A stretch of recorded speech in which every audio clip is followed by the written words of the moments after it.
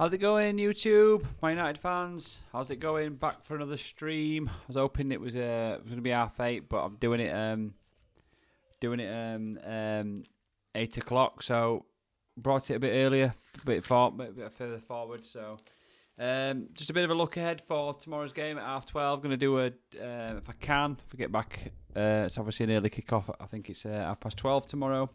Going to do a watch along. If you manage to catch that, then. Yeah, come watch with me and leave some comments, and we'll, exchange some views on what's happening. So, now if you can do that, it'd be brilliant. So Norwich finally playing a team where we're probably going in with a bit more confidence, hitting it at just the right time, and this game could give us ultimate confidence, where we come away with a few goals, everyone's happy, and we move on to another game, but which I think is Brighton next. But we could be frustrated, and we could all be like tearing his hair out in 24 hours time. So we'll see. But I'm going to be optimistic. I'm going to hope that United are going to do the business, and that we're going to do the right thing and win the game comfortably, which is what we're all expecting to happen. So.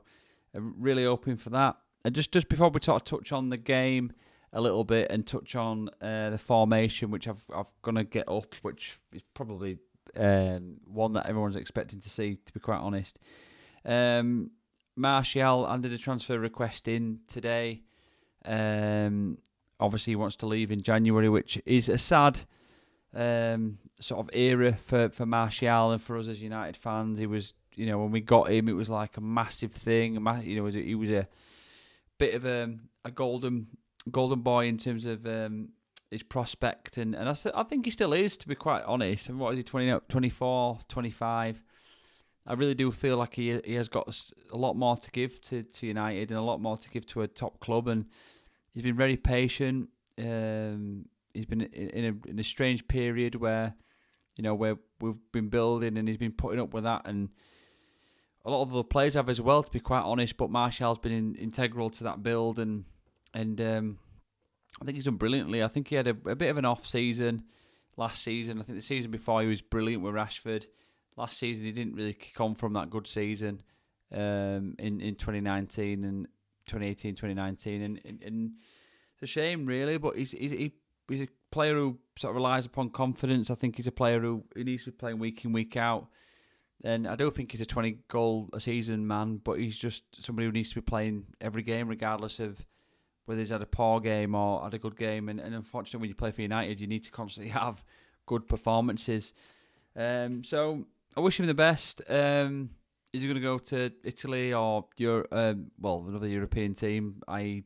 big European team, Italy or in Spain or France? Is he going to go to PSG? I think Barcelona are after him at Spain.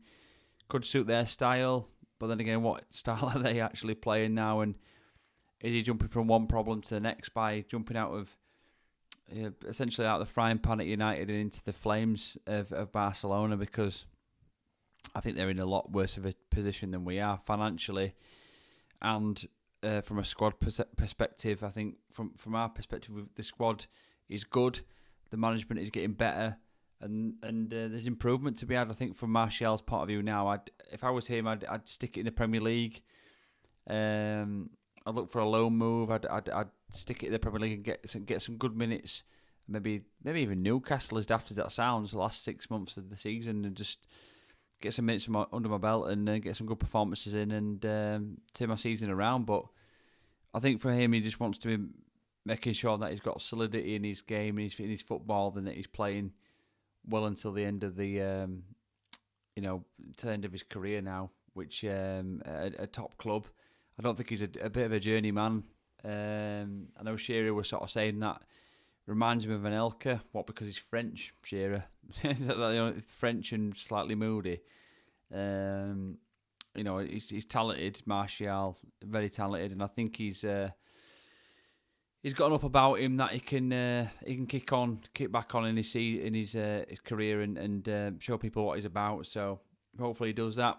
I wish him all the best if he does move on. I hope he doesn't, but I think it's more than likely that he will. So, as I say, I wish him all the best. I'm not heard much about Van der Beek. Hope Van der Beek obviously as well sticks around at least to the end of the season until he sorts himself out. Would really love to see if Rangnick can get him into this side and get him playing. I thought he had a good game the other night, playing alongside a lot of peripheral players and a lot of young players. I thought he was a standout performer, and yeah, he gave the ball away, but he gives, in that position, he gives the ball to any of the first team in that position, and it just gets dealt with, and it's a shame really, but it was, it is what it is. We, drew the game against young boys, and we really should have got something out of the game more than just a draw. So, the other one is obviously Pogba. Pogba's back today. Rangnick was saying that he was flying back from Dubai today.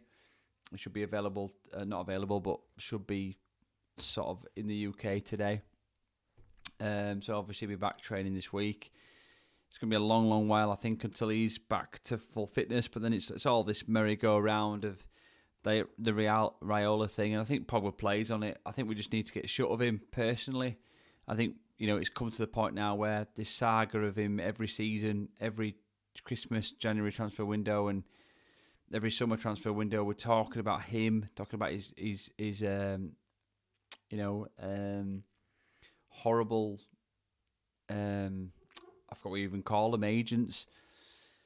That Raiola, it just needs shut off. I think now we just need to get rid of him. I think Pogba in the squad that Rangnick's got going now, he would fit right into it. Would he work as hard? Probably not. In that respect, he probably doesn't fit into it. But I think in terms of his quality, I think he's the missing piece, really. But it comes with too much baggage, and every season this is happening where there's some sort of injury, some sort of issue, and that's ultimately the problem, really, that we're facing. That it's a talk about Pogba every year. So I think personally, as United fans, we need to move on from it. We need to look to replace him. There's lots of other candidates. Basuma at Brighton, for example, I stood him out as a prime candidate in the end of last season and coming into this season, and I think he's still a candidate now. I think he's a brilliant player, and I think he's someone that would come in with it'd be a lot cheaper, would save a lot of wages. And I think with the Pogba situation, you're just going to see this play out to the end of his contract. He's available to sign for another club in I think within a few weeks. So I think that's going to happen personally, and let him do it. Let him move on. I think the time's come now where he's fleeced and he's sapped the club for everything it's worth. He's not interested in winning things. All he's interested in is making money, and that's really quite sad, to be quite honest. So let's plug something in here. Let's get this going a little further.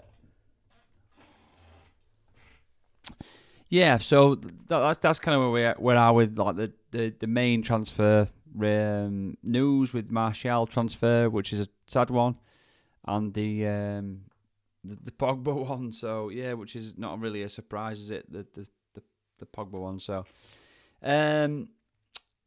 good news on Cavani. I think Cavani's back training with United. Rangnick mentioned him today. That he's back training, which is a big plus point for lots of different reasons. I think from an experience point of view, him back in training is good. He's a player that unfortunately just picks up things every year, and he will pick up things every year now. He's unreal fit and prime specimen of a man, but he's Ronaldo. When you compare to Ronaldo, he's just not got Ronaldo's genes in the fact that he has still got that longevity, but just not that favourable sort of like longevity where it's keeping him beyond slight niggles. And but he's back, he's training, and obviously with the FA Cup coming up in a few weeks' time, that's a plus point as well. So that'll be really good, and it's good for the youngsters as well. So strong squad, and you can really sort of see that this is going to be a top quality squad going forward. I think as well when you look at the European game. Whether I think, to be fair to them, they held their own. It went to and fro in. I think we really should have killed the game off early on. There's a bit like a young boxer against an experienced boxer in the ring, and we didn't finish it off in the first opening rounds, but we had the energy and we gassed a bit in the later rounds, and the experience told from a young boy's perspective, and they nearly took the game from us. But thankfully we got a draw out of it. But I think looking at that game, you can see that we've got some unbelievable talent coming through the door, and that's really encouraging, and that just needs to be nurtured and dealt with in the right sort of way. So hopefully Rangnick and whoever succeeds in will do that. So yeah, so straight on to the formation really. Get the formation up, which is probably not a surprise to anybody, but this is what I kind of think will take place on Saturday, tomorrow. So, obviously Maguire, Lindelof, Shaw back in there. Shaw for me, I think Shaw will be playing on the left. Definitely think that will take place on Saturday. Keep my days mixed up. I think he showed enough about him. He played in 50 minutes and then was like, "Yep, Shaw, come on, you're coming off." That to me was every intention of going. You ready for Saturday? So Shaw will be playing. I think Tellez has been good. I just don't think he's been as good as what Shaw can bring to that left hand side. I think Dalot though is and was for me personally going to be playing regardless of that last sort of like second knock that Wan-Bissaka picked up. Obviously was stretchered off. God knows what that was. Was it an ankle? Was it a wrist? I'm not sure.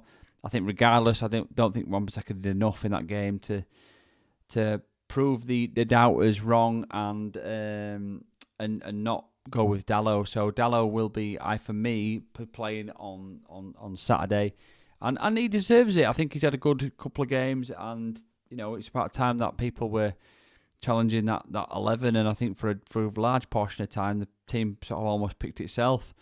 Not because any of us wanted that same 11. There was a lot of positions within the team that people were sort of debating about.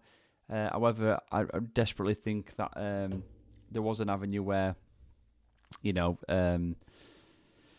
where people could have come in, and now Dalot's doing that, and that's great. And I think Rangnick has been, if anything, he's been that breath of fresh air in regards to giving people an initial chance and a clean slate. He's really done that. I think on a massive scale.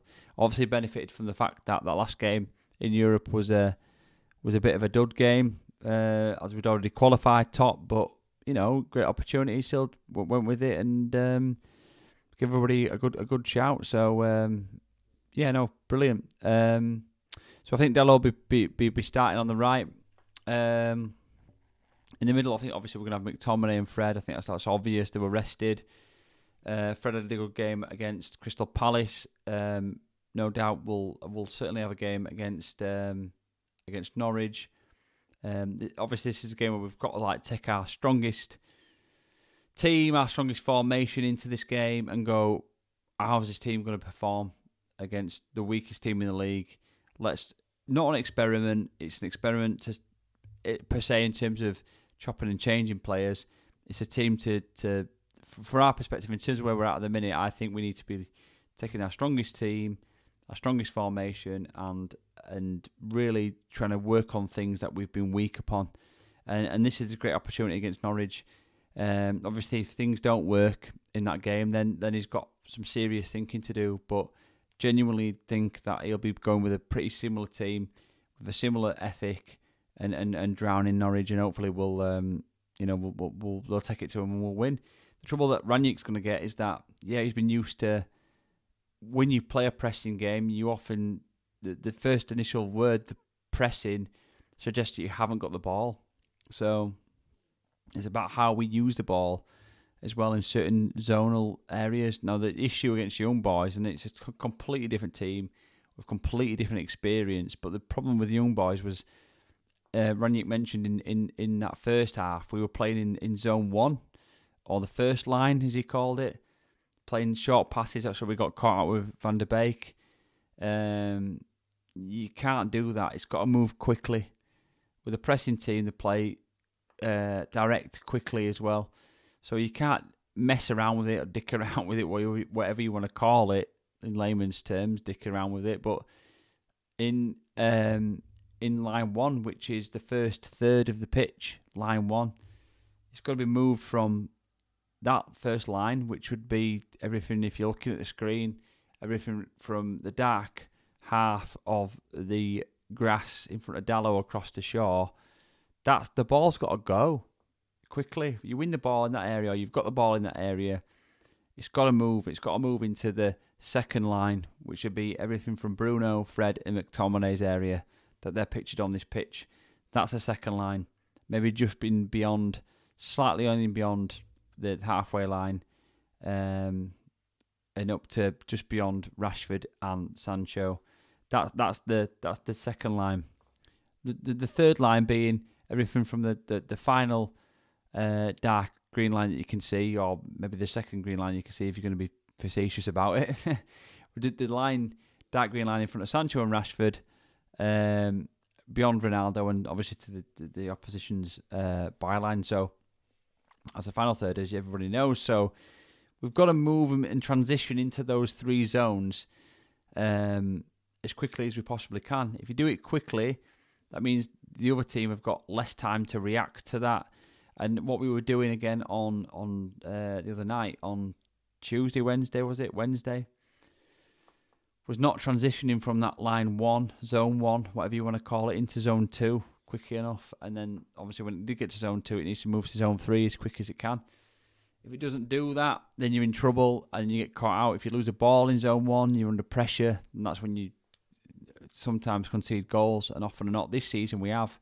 So, big concern there for Rangnick, and obviously, like I say, we need to be working upon that. And in this game, we're not going to have that worry as much. Our problem, as well as, and this dates back way beyond last season, definitely all last season and into the season before, where we struggle to break down teams. We haven't got that lock. We haven't got that key. We don't cross enough as a team. Even this team here doesn't cross. We've got two inverted wingers really, unless Sancho's a little bit more comfortable being an outward winger, where he would run round the fullback and cross the ball in. Rashford's an inward sort of inverted winger, where he wants to come inside on his right foot and shoot. So we've got an inverted and outward system, if that's the way we're playing it, and that needs to stop. I think the way that Rangnick's going to play this is he's going to move Rashford up as a sort of a two with Ronaldo. Probably move Bruno then to the left, and Sancho into the right. So it's like a 4-2-2-2, but it's very narrow. I think that's only going to occur when we're off the ball, where Rashford pins across, or when we're deep in zone one, where we're trying to get the ball up to zone 2 and 3, and he's in there with Ronaldo, so that if there is any sort of loose balls that going forward, that Rashford's off it or Ronaldo's off it. So yeah, we'll see, but we don't play enough crosses into the box for me, and that's ultimately the problem. The system still doesn't sort of appeal to that. And that's where we suffer, and that's where we're going to, I think, suffer a little bit tomorrow with Norwich, where I just feel like when we come up against a weaker side, we like to break on teams. We've always been a team that's got a bit of pace, and we like to break on teams. We're not going to break against Norwich. Norwich aren't going to come out against us. We're going to have hopefully most of the ball, but I would guarantee that we'll have most of the ball. And so we've got to figure them out, and figure them out from deep, where they're going to have a lot of men behind the ball. They're going to work hard.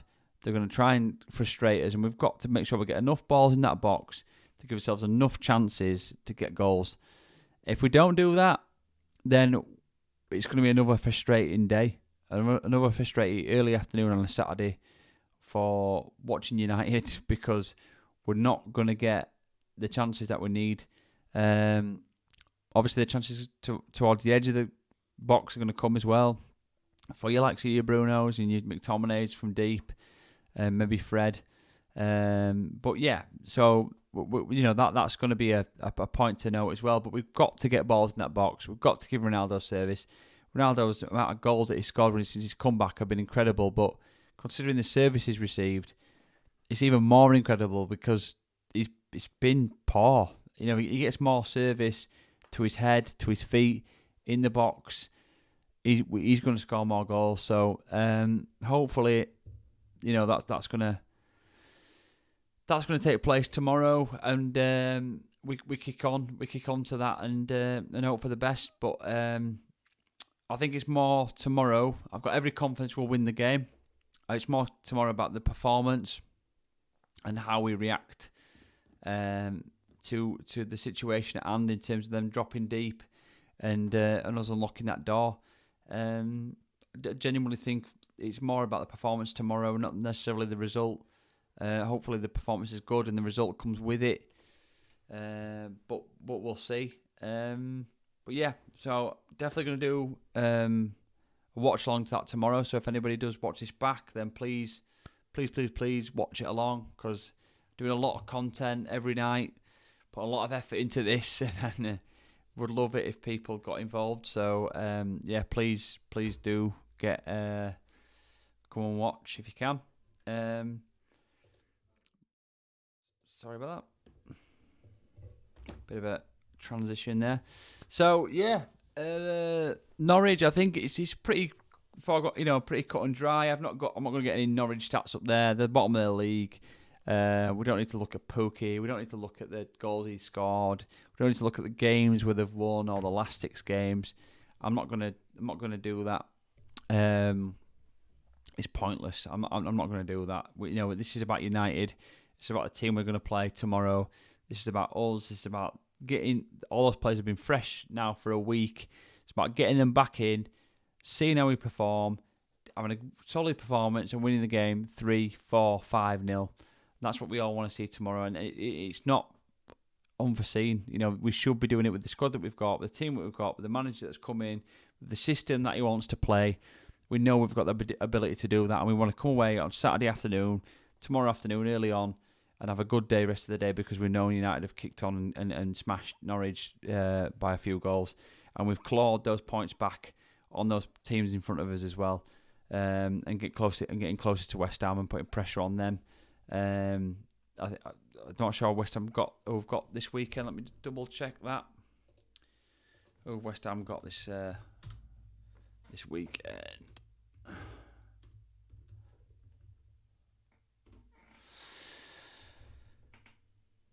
So they've got Burnley on Sunday, and then they've got Arsenal, which but never know against Burnley. I think West Ham, they're away as well. So, but I think we every confidence now. Look at that top 4 place. I really do have confidence in that. I think this the squad's quality. We're getting some of these injuries back. So Maguire's been a bit more solid in that back 4 as well. So I really do feel like he's going to kick on. Varane will be back in a couple of weeks' time. Cavani will be knocking on the door to help the rest of the squad out. Hopefully Pogba sorts his shit out and decides that this squad is good and we're going to win stuff, and he kicks back on and comes back into the team. And so that's I think we've got no worries about the game tomorrow. It's more about, as I say, repeating myself, but it's about the performance that we're going to put in, and I've got no doubt that'll be a 2 or 3-0 win for United. I've been waiting for a goalless, clean sheet and a drubbing, and I think we're destined for one, and I think it's going to be tomorrow. So definitely think we'll see a couple of goals from Cristiano. I'm hoping so from a fantasy Premier League perspective, but obviously from a United fans perspective, I want to see a bit of Sue. But definitely think we'll see a couple of goals from Ronaldo.